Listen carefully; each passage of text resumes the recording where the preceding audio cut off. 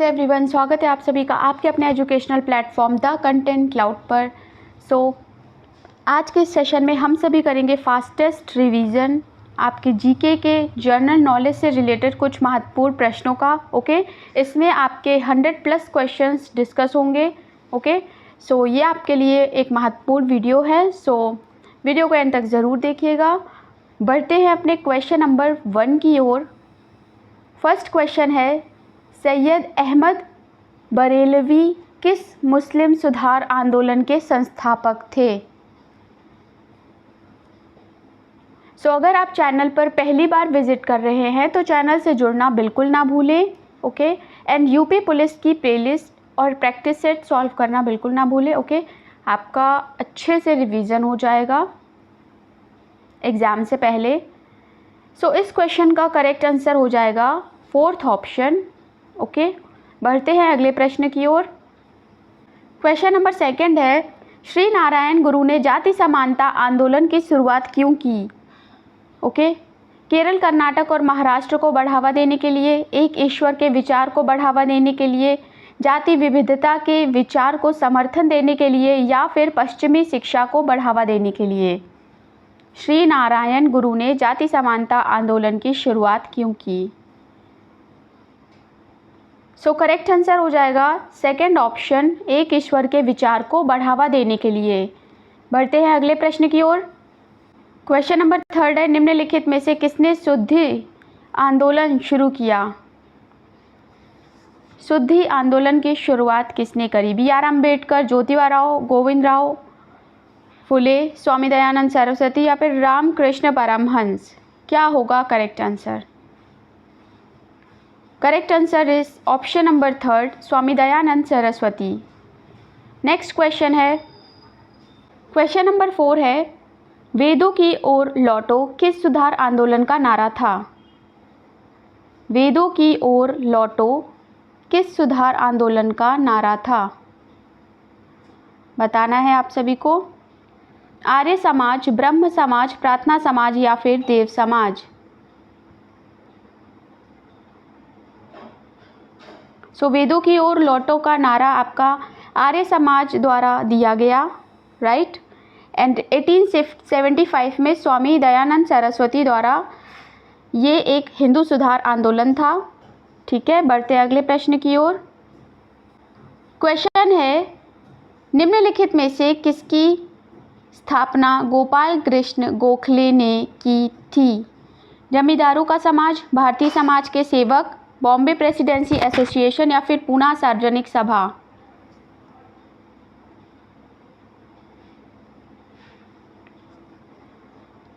Correct option हो जाएगा option number 2, Bharatiya Samaj के सेवक, the servants of India society.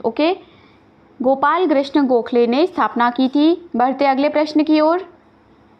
Question है, प्रार्थना समाज की स्थापना निम्नलिखित में से किसके द्वारा की गई थी? आत्माराम पांडुरंगा, देवेंद्रनाथ टैगोर, NM जोशी, या फिर केशव चंद्र सेन? क्या होगा करेक्ट आंसर?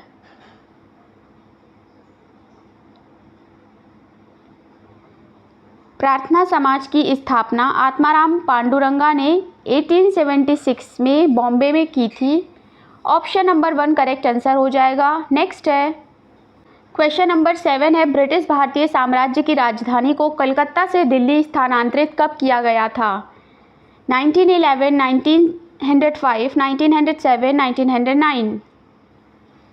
वीडियो को शेयर कर दें, जिससे सभी लोगों तक ये वीडियो पहुँचे और सभी लोगों का अच्छे से रिवीजन हो जाए। क्वेश्चन नंबर 7 का करेक्ट आंसर हो जाएगा ऑप्शन नंबर 1, 1911। किंग जॉर्ज 5 ने 1911 में शाही दरबार में ये जो राजधानी है इसे कोलकाता से दिल्ली स्थानांतरित करने की घोषणा की थी, राइट। बढ़ते अगले प्रश्न की ओर। क्वेश्चन नंबर 8 है, भारत के किस गवर्नर जनरल ने भारत में तेजी से रेलवे निर्माण की वकालत की थी? Lord Cornwallis, Lord Dalhousie, Lord Hardinge, या फिर लॉर्ड वेलेस्ली? क्या होगा करेक्ट आंसर? इसकी जो प्रस्तावक थे तो वो थे आपके लॉर्ड डलहौजी। Option number 2। बढ़ते हैं अगले प्रश्न की ओर। क्वेश्चन नंबर 9 है, ब्रिटिश संसद द्वारा ईस्ट इंडिया कंपनी की शक्तियाँ किस वर्ष ब्रिटिश ताज को हस्तांतरित की गई थी? मतलब ब्रिटिश जो कंपनी थी उससे ये शक्तियाँ ब्रिटिश क्वीन को ट्रांसफ़र हो गई थी किस ईयर में? तो वो हुआ था आपका 1857 रिवोल्ट के बाद 1858 में, ऑप्शन नंबर 4। ओके, नेक्स्ट है क्वेश्चन नंबर 10 है, अंग्रेजों ने निम्नलिखित में से किस रियासत पर नवाब के कुशासन के बहाने कब्जा कर लिया था? अवध, नागपुर, सतारा या फिर उदयपुर? क्या होगा करेक्ट आंसर? अवध आपका 1857 के विद्रोह का केंद्र था और नवाब के कुशासन के बहाने अवध पर कब्जा कर लिया था अंग्रेजों ने। ऑप्शन नंबर 1 आपका करेक्ट आंसर हो जाएगा। बढ़ते हैं अगले प्रश्न की ओर। क्वेश्चन नंबर 11 है, किस अधिनियम द्वारा ब्रिटिश सरकार ने चाय और चीनी के व्यापार पर ईस्ट इंडिया कंपनी के एकाधिकार को समाप्त कर दिया? ओके, आपको बताना है। करेक्ट आंसर हो जाएगा आपका ऑप्शन नंबर 4, विशेषाधिकार अधिनियम 1833। ओके, बढ़ते अगले प्रश्न की ओर।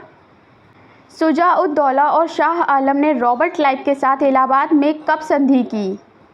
1763, 1767, 1766 या फिर 1765?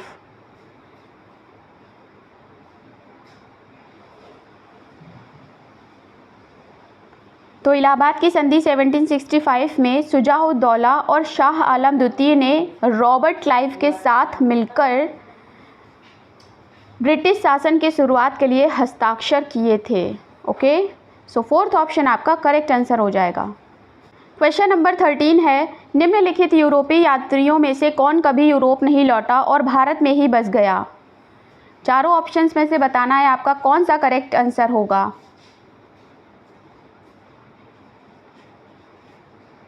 सो करेक्ट आंसर हो जाएगा मनुची, second option. Okay, Niccolo मनुची Venice Italy से बिलोंग करते थे और ये 1720 में अपने अंतिम समय तक बस गए भारत में ही। ओके, अगला प्रश्न है, निम्नलिखित में से किसने हैदराबाद को बाग नगर कहा? थेवनोथ, मैथोल, तवेर्नियर, मनुची। हैदराबाद को बाग नगर किसने कहा? सो करेक्ट आंसर हो जाएगा ऑप्शन नंबर 3, तवेर्नियर।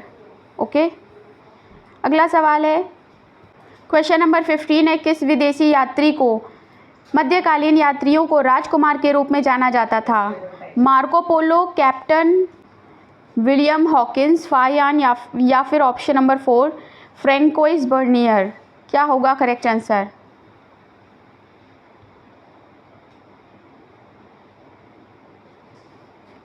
करेक्ट आंसर हो जाएगा Marco Polo, option number 1।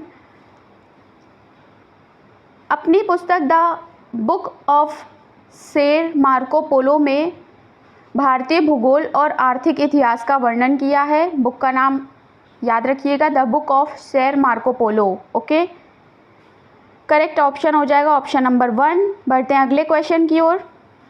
Europe से भारत के लिए केप मार्ग की खोज सबसे पहले किसके द्वारा की गई थी? ऑप्शन हैं आपके, इनमें से बताना है कि केप ऑफ गुड होप जो मार्ग है ये किसके द्वारा खोजा गया था? सो करेक्ट आंसर हो जाएगा Vasco da Gama, option number 2। Okay, Vasco da Gama पुर्तगाली थे और भारत में जो सबसे पहले आए वो पुर्तगाली थे और भारत में सबसे लास्ट में जाने वाले भी पुर्तगाली थे। ओके, वास्को डी गामा 1498 में भारत में आगमन हुआ। ओके, सो अगर आपसे पूछा जाए कि डच किस साल भारत में उनका आगमन हुआ, तो डच आपके आए थे 1602 में। ओके, अंग्रेज आए थे 1608 में, डैनिश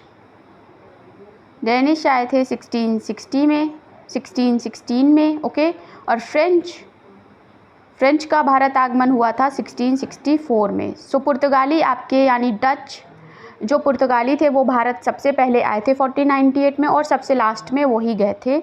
ओके।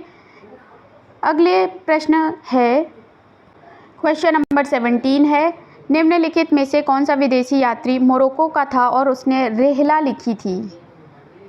फायान, इब्न बतूता, अल बरूनी या फिर निकोलो कॉन्टी? क्या होगा करेक्ट आंसर?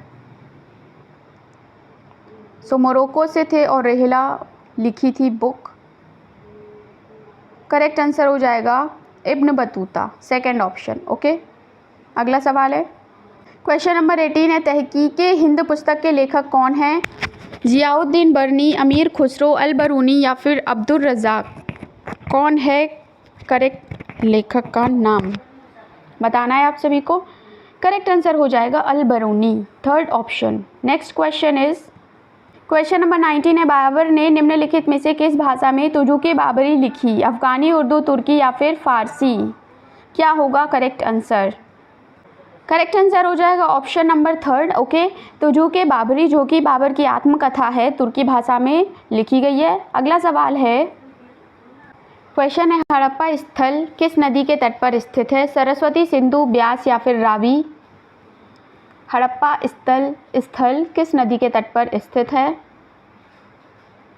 हड़प्पा पाकिस्तान के पंजाब में स्थित है। ओके।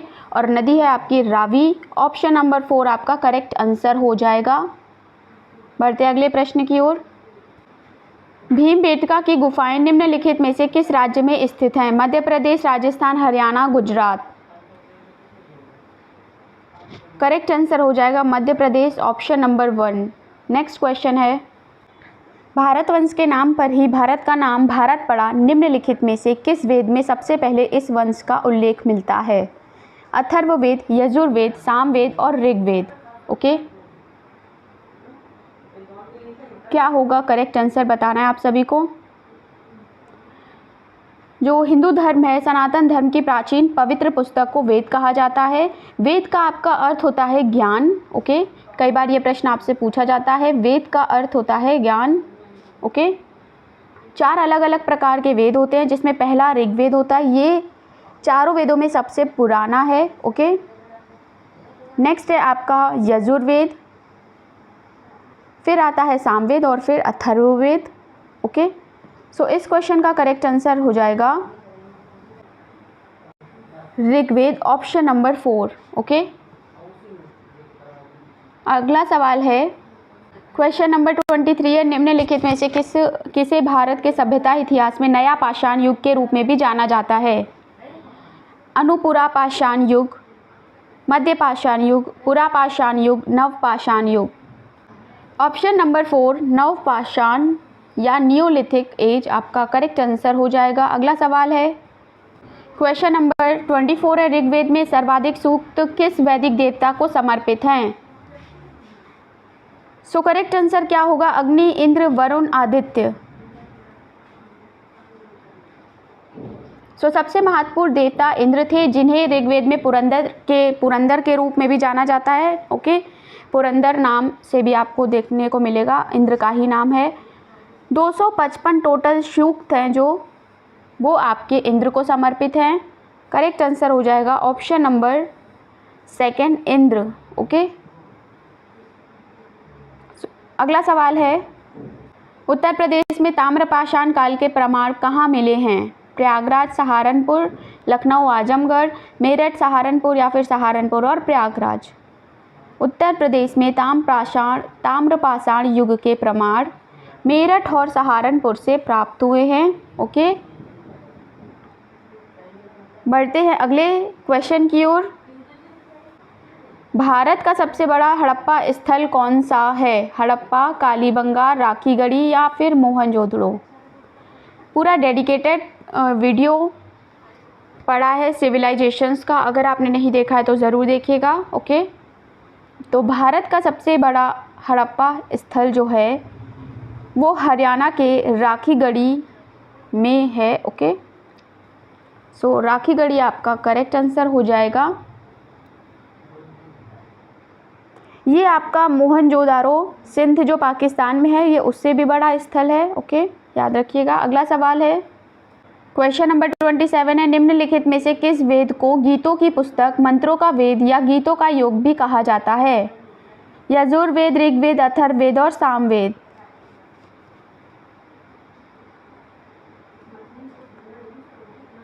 करेक्ट आंसर हो जाएगा आपका सामवेद। हिंदू धर्म के 4 मुख्य वेदों में से एक है आपका, और इसे ही आपका गीतों का, मंत्रों का वेद, गीतों की पुस्तक आदि कहा जाता है। अगला सवाल है, निम्नलिखित में से किस वेद की रचना प्रारंभिक वैदिक काल में हुई थी? ऋग्वेद, यजुर्वेद, सामवेद या फिर अथर्ववेद? क्या होगा करेक्ट आंसर? ऋग्वेद ही आपका करेक्ट आंसर है। यही आपका एक सबसे पुराना वेद कहा जाता है। ओके, अगला सवाल है question number 29, most important question, कई बार आपसे पूछा जाता है। सत्यमेव जयते, सत्य की विजय होती है, किस लिपि में लिखा गया है? ब्राह्मी, थाई, देवनागरी या फिर उपरोक्त में से कोई नहीं?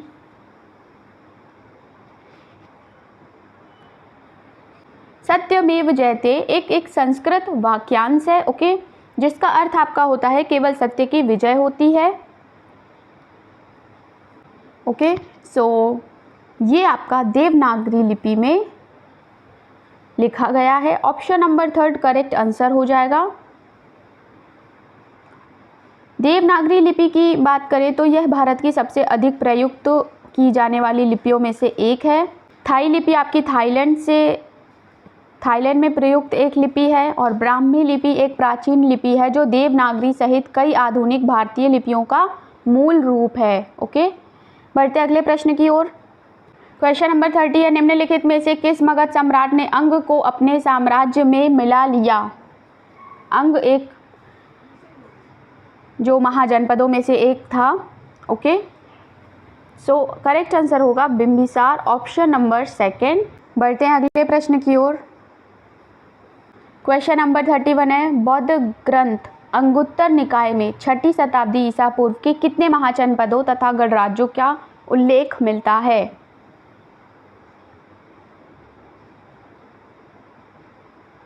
महाजनपद का अर्थ होता है आपका बड़े बड़े जनपद और शक्तिशाली राजाओं का शासित, उनके द्वारा शासित जनपद। ओके, सो करेक्ट आंसर हो जाएगा आपका 16 महाजनपद और 10 गणराज्य, ऑप्शन नंबर 4, राइट। बढ़ते हैं अगले प्रश्न की ओर। उत्तर प्रदेश को जाना जाता था डैश महाजनपद अपने महीन सूती वस्त्रों के लिए? कौन सा महाजनपद आपका महीन सूती वस्त्रों के लिए जाना जाता था? ओके, वत्स, काशी, कुरु, चेदी। बात करें वत्स महाजनपद की तो ये आज के प्रयागराज के आसपास स्थित है। गंगा यमुना नदी के संगम पर स्थित कौशाम्बी वत्स की राजधानी थी। ओके, अगर वत्स की राजधानी की बात करें तो आपकी कौशाम्बी थी, राइट। और यहीं से आपका सूती वस्त्रों का व्यापार देखने को मिलता है। ठीक है, ऑप्शन नंबर 1 आपका करेक्ट आंसर हो जाएगा। क्वेश्चन नंबर 33 है, महाभारत के अनुसार किस महाजनपद में पांडवों ने अज्ञातवास के समय जीवन यापन किया था? कुरु, कौशल, मल्ल, मत्स्य। तो करेक्ट आंसर हो जाएगा आपका मत्स्य। ओके, बढ़ते अगले प्रश्न की ओर। मगध साम्राज्य पर शासन करने वाला दूसरा राजवंश कौन सा था? हर्यक राजवंश, नंद राजवंश, शिशुनाग राजवंश या फिर मौर्य राजवंश? मगध पर शासन करने वाला दूसरा राजवंश था आपका शिशुनाग राजवंश। ओके, और इनके संस्थापक थे शिशुनाग, इनके संस्थापक शिशुनाग थे। ऑप्शन नंबर 3 आपका करेक्ट आंसर हो जाएगा। बात करें अगर पहले राजवंश की तो मगध साम्राज्य पर शासन करने वाला पहला जो वंश था वो आपका हर्यक राजवंश था। ओके, जिनके संस्थापक थे बिंबिसार। ओके, सो यहाँ पर करेक्ट आंसर ऑप्शन नंबर 3 हो जाएगा। बढ़ते हैं अगले प्रश्न की ओर। तक्षशिला शिक्षा केंद्र था, यह किस महाजनपद की राजधानी थी? पाटलिपुत्र, गांधार, कुरु या फिर काशी? तक्षशिला विश्व प्रसिद्ध शिक्षक और शिक्षा केंद्र के लिए जाना जाता था। यह गांधार की राजधानी थी, जो कि आज का आपका अफगानिस्तान का क्षेत्र आता है इसके अंतर्गत। ओके, बढ़ते हैं अगले प्रश्न की ओर। ऑप्शन नंबर सेकंड यहाँ पे करेक्ट आंसर हो जाएगा। रानी माया देवी ने किस पेड़ के नीचे गौतम बुद्ध को जन्म दिया था? आपको बताना है, क्या होगा करेक्ट आंसर।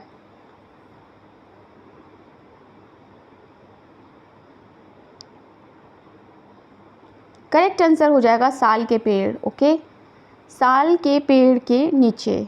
अगला प्रश्न है, क्वेश्चन नंबर 37 है, जिन जैन ग्रंथ में तीर्थंकरों के जीवन चरित्र है उसका नाम क्या है? क्या है उसका नाम? कल्पसूत्र, भगवती सूत्र, आदि पुराण, उवासक दसाओं। क्या होगा correct answer? Option number 4 is the correct answer. बढ़ते हैं अगले क्वेश्चन की ओर। क्वेश्चन नंबर 38 है, निम्नलिखित में से किस स्थान पर भगवान बुद्ध ने महापरिनिर्वाण प्राप्त किया था? बुद्ध को महापरिनिर्वाण कहाँ प्राप्त हुआ था बताना है आपको। कुशीनगर, लुम्बिनी, नेपाल, बोध गया।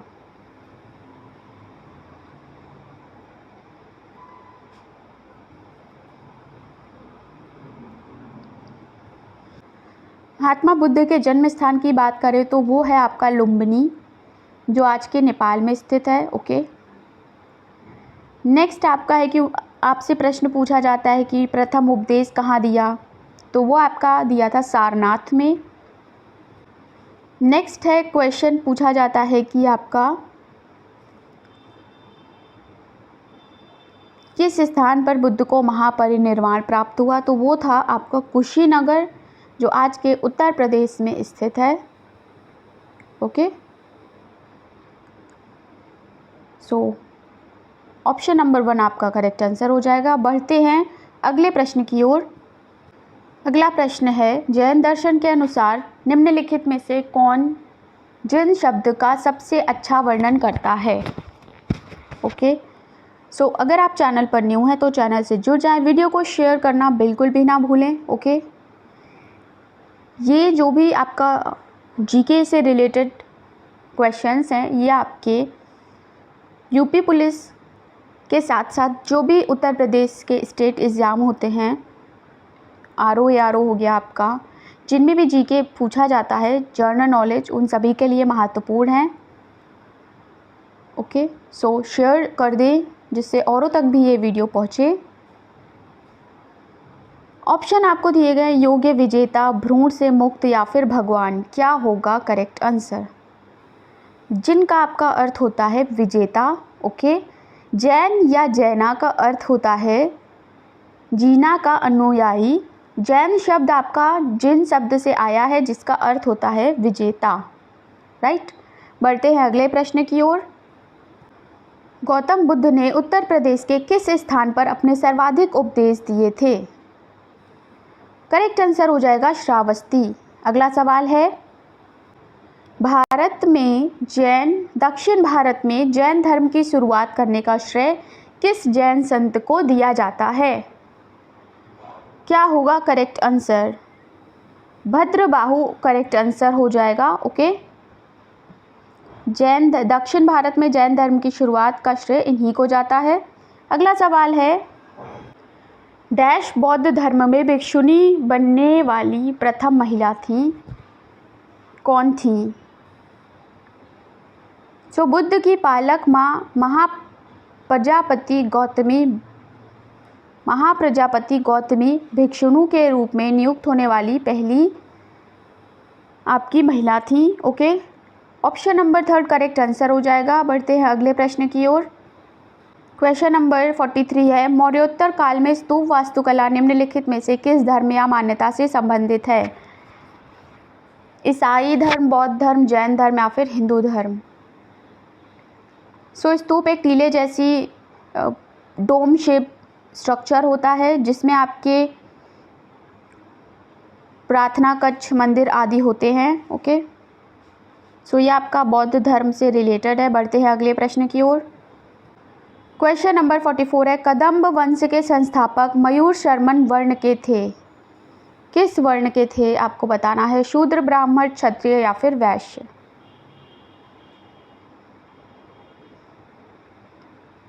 करेक्ट आंसर हो जाएगा ब्राह्मण, ऑप्शन नंबर सेकंड। बढ़ते हैं अगले प्रश्न की ओर।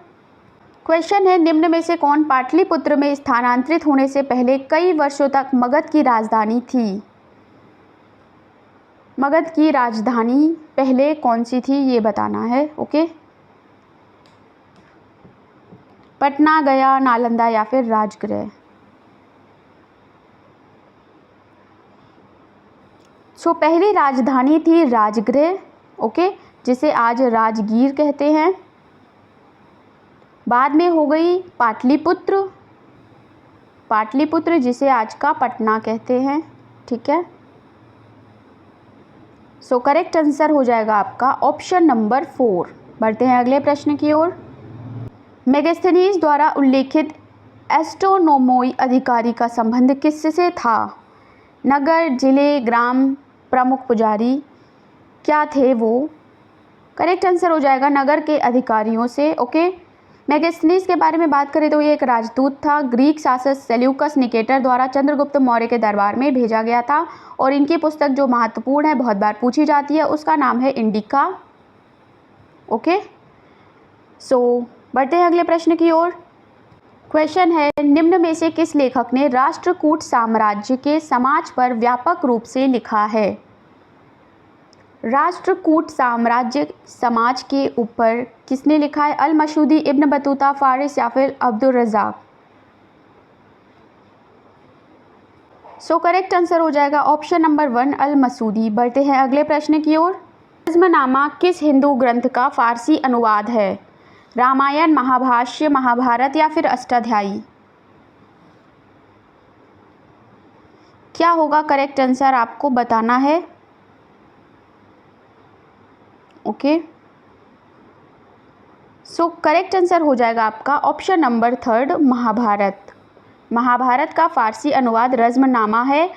ये आपका एक इम्पॉर्टेंट क्वेश्चन है। ओके, पूछा जाता है। बढ़ते हैं अगले प्रश्न की ओर। क्वेश्चन नंबर 49 है, राजतरंगिणी पुस्तक 12वीं शताब्दी में किस राज्य के इतिहास के बारे में लिखी गई है। बंगाल, कश्मीर, सिंध या फिर असम। क्या होगा करेक्ट आंसर। करेक्ट आंसर हो जाएगा ऑप्शन नंबर 2 कश्मीर। बढ़ते हैं अगले प्रश्न की ओर। प्रथम भक्ति आंदोलन किसके द्वारा आयोजित किया गया था। नानक, मीरा, रामदास या फिर रामानुजाचार्य। प्रथम भक्ति आंदोलन किसके द्वारा स्टार्ट किया गया था। करेक्ट आंसर हो जाएगा ऑप्शन नंबर 4 रामानुजाचार्य। ओके, अगला सवाल है। क्वेश्चन नंबर 51 है, 1708 में गुरु गोविंद सिंह की मृत्यु के बाद खालसा के नेतृत्व में मुगल सत्ता के खिलाफ विद्रोह किया। गुरु अंगद ने, गुरु अमरदास, बंदा बहादुर या गुरु नानक देव।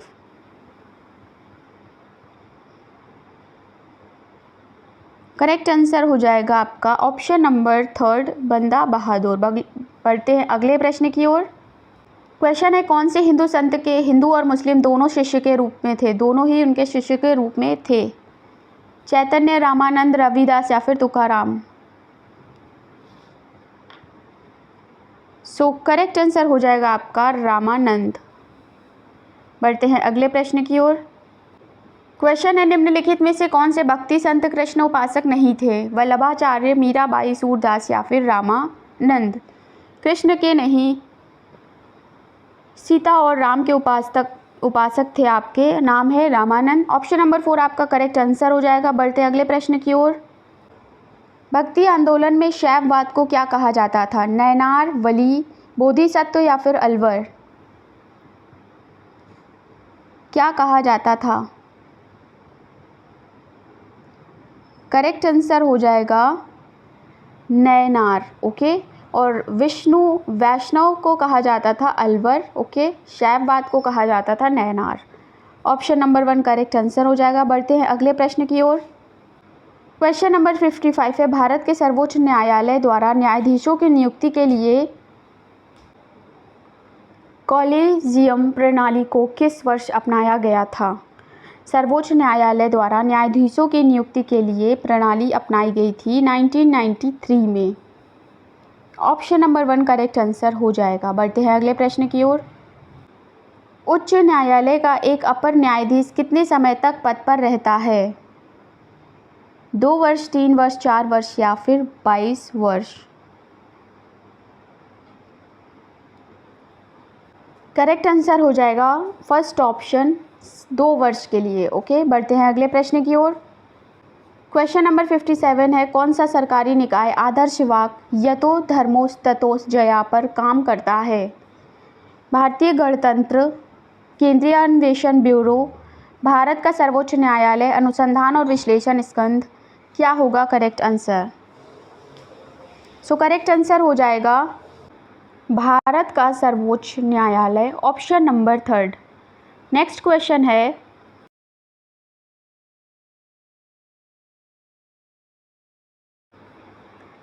संविधान के किस अनुच्छेद से पता चलता है कि उच्चतम न्यायालय द्वारा पारित कानून सभी न्यायालयों के लिए बाध्यकारी होंगे?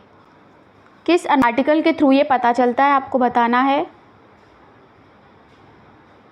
करेक्ट आंसर हो जाएगा आर्टिकल 141। क्वेश्चन नंबर 59 है, निम्न में से किस उच्च न्यायालय में पीठों की संख्या सबसे अधिक है? मुंबई उच्च न्यायालय, कोलकाता उच्च न्यायालय, इलाहाबाद उच्च न्यायालय या फिर गुवाहाटी उच्च न्यायालय? फोर्थ ऑप्शन आपका करेक्ट आंसर हो जाएगा गुवाहाटी उच्च न्यायालय। ओके, बढ़ते हैं अगले प्रश्न की ओर। क्वेश्चन है, भारत के सर्वोच्च न्यायालय में न्यायाधीशों की संख्या में वृद्धि करने की शक्ति में निहित है भारत के राष्ट्रपति, संसद, भारत के मुख्य न्यायाधीश या फिर वित्त आयोग? संख्या में वृद्धि करने में शक्ति में निहित है आपका संसद। Okay, second option correct answer हो जाएगा। बढ़ते हैं अगले प्रश्न की ओर। क्वेश्चन है, भारत के सर्वोच्च न्यायालय का उद्घाटन कब हुआ? बताना है आपको क्या होगा करेक्ट आंसर। करेक्ट आंसर हो जाएगा 28 जनवरी 1950, ऑप्शन नंबर 4। बढ़ते हैं अगले प्रश्न की ओर। भारत के संविधान का कौन सा अनुच्छेद संसद के छात्रावासन और विघटन से संबंधित है? 85, 89, 90 या फिर 101? अनुच्छेद 85 यानी आर्टिकल 85 आपका रिलेटेड है। ओके, सो नेक्स्ट क्वेश्चन है, मंत्रिपरिषद सामूहिक रूप से किसके प्रति उत्तरदायी होती है? लोकसभा, संसद, लोकसभा और राज्यसभा दोनों या फिर भारत के राष्ट्रपति? मंत्रिपरिषद सामूहिक रूप से किसके प्रति उत्तरदायी होती है? करेक्ट आंसर हो जाएगा लोकसभा, ऑप्शन नंबर 1। बढ़ते हैं अगले प्रश्न की ओर। क्वेश्चन है, मुख्यमंत्री के वेतन और भत्ते का निर्धारण किसके द्वारा किया जाता है? संसद, राज्यपाल, संबंधित राज्य की विधानसभाएं या फिर मंत्रिपरिषद? करेक्ट आंसर हो जाएगा संबंधित राज्य की विधानसभाएं। ओके, मुख्यमंत्री के वेतन और भत्ते का निर्धारण किया जाता है। अगला है, भारत के किसी भी राज्य का मुख्यमंत्री बनने के लिए न्यूनतम आयु कितनी होनी चाहिए? 25, 30, 35 या फिर 21? सो करेक्ट आंसर हो जाएगा आपका 25 ईयर्स, ऑप्शन नंबर 1। बढ़ते हैं अगले प्रश्न की ओर। निम्नलिखित में से कौन संसद की सबसे बड़ी समिति है? लोक लेखा समिति, प्राक्कलन समिति, सार्वजनिक उपक्रमों पर समिति या फिर याचिकाओं पर समिति? करेक्ट आंसर हो जाएगा आपका प्राक्कलन समिति, ऑप्शन नंबर 2। बढ़ते हैं अगले प्रश्न की ओर। भारत के राष्ट्रपति बनने के लिए आवश्यक न्यूनतम आयु कितनी होनी चाहिए? बताना है। सो करेक्ट आंसर हो जाएगा आपका 35 ईयर्स। ओके, अगला है, निम्नलिखित में से कौन नगर निगम की आय का प्रत्यक्ष स्रोत नहीं है? प्रत्यक्ष स्रोत यानी डायरेक्ट सोर्स नहीं है। सो वो है आपका आयकर, इनकम टैक्स। अगला सवाल है, राष्ट्रीय ग्रामीण विकास और पंचायती राज संस्थान स्थित है कहाँ? शिमला, हैदराबाद, पटना या फिर नई दिल्ली? सो ये स्थित है आपका हैदराबाद में। सेकंड ऑप्शन करेक्ट आंसर हो जाएगा। ओके, अगला सवाल है, जनपद पंचायत के मुख्य कार्यकारी अधिकारी के रूप में कौन कार्य करता है? जनपद पंचायत के अध्यक्ष, राज्य सरकार का एक अधिकारी, विधानसभा का सचिव या फिर पंचायत का सचिव? आपको बताना है जनपद पंचायत के मुख्य कार्यकारी अधिकारी के रूप में कौन कार्य करता है? राज्य सरकार का एक अधिकारी। Option number second is the correct answer. इनमें से कौन भारत में पंचायती राज व्यवस्था वाला पहला राज्य है? मध्य प्रदेश, राजस्थान, पश्चिम बंगाल या फिर उत्तर प्रदेश? सो करेक्ट आंसर हो जाएगा सेकंड ऑप्शन। कमेंट सेक्शन में बताइएगा कि भाषा के आधार पर पहला राज्य कौन सा गठित हुआ था? भाषा के आधार पर पहला राज्य गठित होने वाला कौन सा पहला राज्य था? कमेंट में आंसर करिएगा। बढ़ते हैं अगले प्रश्न की ओर। क्वेश्चन है, भारत के संविधान का भाग 9A निम्नलिखित में से किससे संबंधित है? पंचायती राज, नागरिकता, नगर पालिका या फिर चुनाव?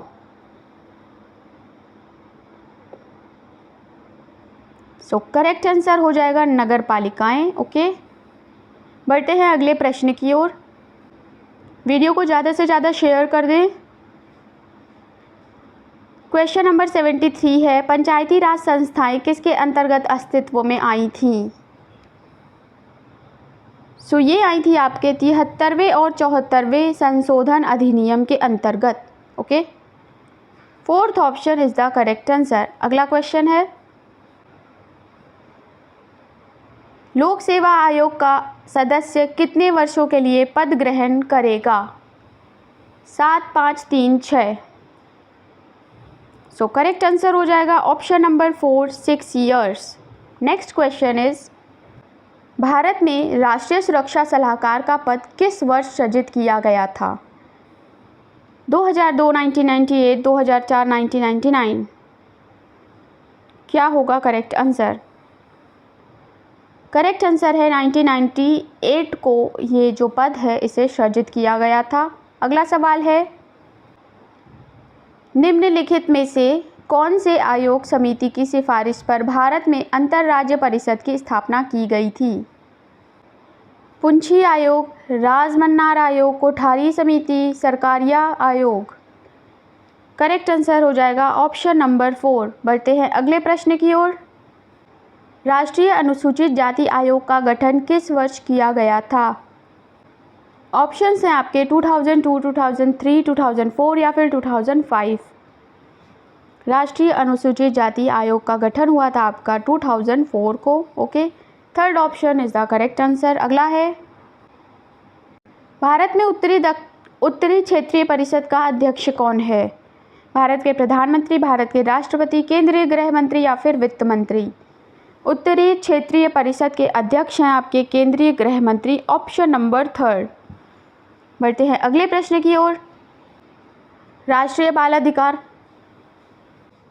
क्वेश्चन नंबर 79 है, राष्ट्रीय बाल अधिकार संरक्षण आयोग के अध्यक्ष और सदस्यों की नियुक्ति कौन करता है? भारत के मुख्य न्यायाधीश, राष्ट्रपति, केंद्र सरकार या फिर प्रधानमंत्री? तो करेक्ट आंसर हो जाएगा ऑप्शन नंबर 3, केंद्र सरकार। बढ़ते हैं अगले प्रश्न की ओर। राष्ट्रीय हरित प्राधिकरण NGT निम्नलिखित में से किस अधिनियम के तहत स्थापित एक विशेष निकाय है? आपको बताना है NGT 2008, 2009, 2010 या फिर 2011? क्या होगा करेक्ट आंसर? सो करेक्ट आंसर हो जाएगा आपका 2010। Okay, option number 3 is the correct answer.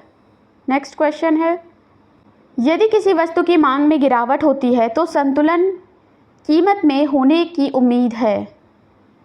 गिरावट, ना वृद्धि, पहले तेज़ी से वृद्धि फिर तेज़ी से गिरावट या फिर वृद्धि? किसी वस्तु की मांग में अगर गिरावट आती है तो उसकी कीमत में भी गिरावट आएगी। ऑप्शन नंबर 1 आपका करेक्ट आंसर हो जाएगा। HDI का अर्थ मानव विकास सूचकांक है, ह्यूमन डेवलपमेंट इंडेक्स। ओके, जो किस पर केंद्रित है? जीवन प्रत्याशा पर, स्कूल शिक्षा के 3 स्तरों के लिए सकल नामांकन अनुपात पर, राष्ट्रीय आय पर या फिर ऑल। सो करेक्ट आंसर हो जाएगा ऑल, ऑप्शन नंबर 4। बढ़ते हैं अगले प्रश्न की ओर।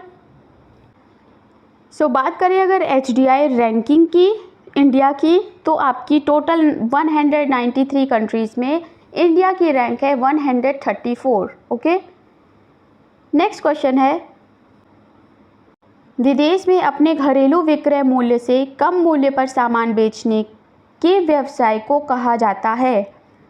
कूटनीति, पक्षपात, अल्प मूल्य विक्रय या फिर दोहरी कीमत। सो यहाँ करेक्ट आंसर हो जाएगा ऑप्शन नंबर 3, अल्प मूल्य विक्रय। क्वेश्चन नंबर 84 है, अर्थशास्त्र में वह कौन सी स्थिति है जिसका उपयोग बाजार की कीमतों में वृद्धि को दर्शाने के लिए किया जाता है? मुद्रास्फीति, मुद्रास्फीति जनित मंदी, स्थिरता या फिर अपस्फीति। सो करेक्ट आंसर हो जाएगा ऑप्शन नंबर 1, मुद्रास्फीति या फिर इन्फ्लेशन। नेक्स्ट क्वेश्चन है, निम्नलिखित में से कौन भारत के आर्थिक क्षेत्र की प्राथमिक गतिविधि का एक उदाहरण है? वानिकी, परिवहन, संचार या फिर कपड़ा बुनाई। ऑप्शन नंबर 1 वानिकी करेक्ट आंसर हो जाएगा। नेक्स्ट क्वेश्चन इज, देश की कुल आय को उसकी कुल जनसंख्या से भाग देने पर क्या कहा जाता है? पूंजीगत आय, राष्ट्रीय आय, प्रति व्यक्ति आय या फिर सकल घरेलू उत्पाद।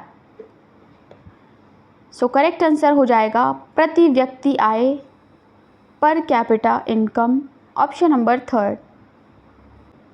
आमतौर पर सामाजिक और आर्थिक नीतियों के क्षेत्रों में सरकारी प्रतिबंध की छूट और संदर्भित करता है? निजीकरण, वैश्वीकरण, विनिवेश या फिर उदारीकरण। सो करेक्ट आंसर हो जाएगा उदारीकरण, ऑप्शन नंबर 4 यानी लिबरलाइजेशन। ओके, अगला क्वेश्चन है, निम्नलिखित में से किसका प्रयोग इसके मालिक के पैसे लेने के उद्देश्य से किया जाता है? रैंसमवेयर, मालवेयर, स्पाईवेयर या फिर फर्मवेयर। सो करेक्ट आंसर हो जाएगा रैंसमवेयर। बढ़ते हैं अगले क्वेश्चन की ओर। क्वेश्चन है, निम्नलिखित में से कौन एक एप्लीकेशन सॉफ्टवेयर है? एप्लीकेशन सॉफ्टवेयर आपको बताना है तो वो है आपका ग्राफिक्स सॉफ्टवेयर, ऑप्शन नंबर 4। बढ़ते हैं अगले प्रश्न की ओर। सो ये आपके एग्ज़ाम के पॉइंट ऑफ व्यू से फास्टेस्ट रिवीजन है, आप इसे अच्छे से पढ़ लें एक बार पूरा। ओके, आपका बहुत अच्छा रिवीजन हो जाएगा। क्वेश्चन है कि कौन सी ई गवर्नेंस सेवा व्यक्तियों को उनके द्वारा खो दिए गए या क्षतिग्रस्त पासपोर्ट के डुप्लिकेट बनाने या उसे री इशू करने के हेतु आवेदन करने में सक्षम बनाती है? ई हॉस्पिटल, पासपोर्ट सेवा, रेलवे रिजर्वेशन या फिर कोई नहीं। करेक्ट आंसर हो जाएगा सेकंड ऑप्शन, पासपोर्ट सेवा। Okay, passport services. Next question है, ब्लू सब्सक्राइबर सर्विस किस सोशल मीडिया कॉरपोरेशन द्वारा दी जाने वाली एक विशेष सुविधा है? इंस्टाग्राम, ट्विटर, व्हाट्सएप या फिर फेसबुक। ब्लू सब्सक्राइबर सर्विस दी जाती है ट्विटर। ओके, सेकेंड ऑप्शन आपका करेक्ट आंसर हो जाएगा। नेक्स्ट क्वेश्चन है, डिजिटल सिग्नेचर सर्विस जिसे आधार मंच प्लेटफॉर्म पर प्रारंभ किया गया है क्या कहलाता है? Digi sign desk, e sign desk, online sign desk या फिर Google sign in. So correct answer हो जाएगा second option, e sign desk. Next question है, समान विषय पर पोस्ट को सामूहिकृत करने के लिए सोशल मीडिया किस सुविधा का उपयोग करता है? टैग, हैशटैग, लेबल या फिर लेबल। सो करेक्ट आंसर हो जाएगा आपका hashtag. Okay, second option is the correct answer. Next है, निम्नलिखित में से कौन सा राजवंश दक्षिण भारत से संबंधित नहीं था? पांड्य, सातवाहन, पल्लव या फिर पाल। पाल आपका करेक्ट आंसर हो जाएगा। बढ़ते हैं अगले प्रश्न की ओर। नटराज की कांस्य मूर्ति किस काल के दौरान बनाई गई थी? चेल, पल्लव, चोल या फिर पांड्या। सो चोल आपका करेक्ट आंसर हो जाएगा और ये क्वेश्चन इम्पॉर्टेंट है। ओके, बढ़ते हैं अगले प्रश्न की ओर। विजयनगर की प्राचीन राजधानी हम्पी कहाँ स्थित है? तमिलनाडु, केरल, तेलंगाना या फिर कर्नाटक? सो करेक्ट आंसर हो जाएगा आपका कर्नाटक, ऑप्शन नंबर 4। बढ़ते हैं अगले प्रश्न की ओर। निम्नलिखित में से कौन सा किला हैदराबाद के कुतुब शाही राजवंश का प्रमुख राजधानी था? चिकतन किला, राजगढ़ किला, लाल किला या फिर गोलकुंडा किला? कुतुब शाही राजवंश की प्रमुख राजधानी था, ऑप्शन नंबर 4 गोलकुंडा का किला इज द करेक्ट आंसर। निम्नलिखित में से कौन सुंग वंश के शासक थे? पोरस, पुष्यमित्र, बिंदुसार या फिर अशोक? करेक्ट आंसर क्या होगा? सेकेंड ऑप्शन करेक्ट आंसर हो जाएगा, पुष्यमित्र सुंग। ओके, अगला सवाल है, निम्नलिखित में से किस शासक ने मगध साम्राज्य की राजधानी के रूप में पाटलिपुत्र की स्थापना की? उदयन आपका करेक्ट आंसर हो जाएगा। बहुत ही सिंपल क्वेश्चन है ये। बढ़ते हैं अगले प्रश्न की ओर। सो हमारे 100 क्वेश्चन कंप्लीट होते हैं। अगर आप चैनल पर न्यू हैं तो चैनल से जुड़ जाएं। ओके, और वीडियो को शेयर भी कर दें जिससे औरों तक भी ये वीडियो पहुंचे। क्वेश्चन नंबर 101 है, निम्नलिखित में से किस स्तूप के तोरण द्वार पर अशोक एवं उसकी 2 रानियों के साथ बोधि वृक्ष तीर्थ यात्रा का अंकन मिलता है? किस स्तूप के तोरण द्वार पर?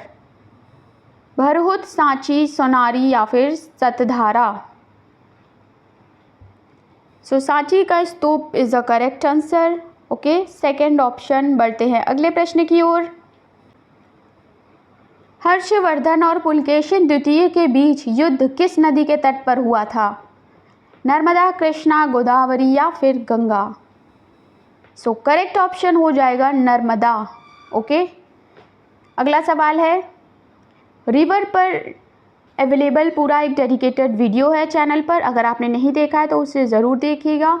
उसमें रिवर्स से रिलेटेड जितने भी क्वेश्चन आपके बन सकते हैं सभी को शामिल किया गया है विद डिटेल एक्सप्लेनेशन। सो आप उसे देखिएगा। नेक्स्ट क्वेश्चन है, निम्नलिखित में से किस वाकाटक शासक ने चंद्रगुप्त द्वितीय की पुत्री प्रभावती गुप्त से विवाह किया? क्या नाम था उनका, बताना है। करेक्ट ऑप्शन हो जाएगा ऑप्शन नंबर 4 रुद्रसेन द्वितीय। ओके, अगला सवाल है, चालुक्य वंश का संबंध किस शिलालेख से है? मंदसौर स्तंभ शिलालेख, मंदसौर शिलालेख, ऐहोल शिलालेख या फिर मेहरौली शिलालेख? चालुक्य वंश का संबंध आपका ऐहोल शिलालेख से है। बढ़ते हैं अगले प्रश्न की ओर। गुप्त काल के दौरान महादंडक नायक शब्द करता है किसको संदर्भित करता है? आपको बताना है। प्रमुख कमांडर को, प्रमुख व्यापारी को, प्रमुख न्यायाधीश को, मुख्य न्यायाधीश को या फिर राजस्व संग्रह के मुख्य प्रभारी को? किससे संदर्भित करता है महादंडक नायक शब्द? सो ये रिलेटेड है आपका मुख्य न्यायाधीश से। ओके, ऑप्शन नंबर 3 आपका करेक्ट आंसर हो जाएगा। सो यहाँ फिनिश होते हैं यूपी पुलिस री एग्ज़ाम से रिलेटेड जीके के टॉप क्वेश्चंस जिनका आपको फास्टेस्ट रिवीजन कराया गया है। ओके, सो कितने क्वेश्चंस आपके सही हुए, कितने आपके लिए न्यू थे, कमेंट सेक्शन में बताना बिल्कुल भी ना भूले। चैनल पर न्यू है तो चैनल से जुड़ जाए। मिलते हैं नेक्स्ट वीडियो में। Thanks for watching.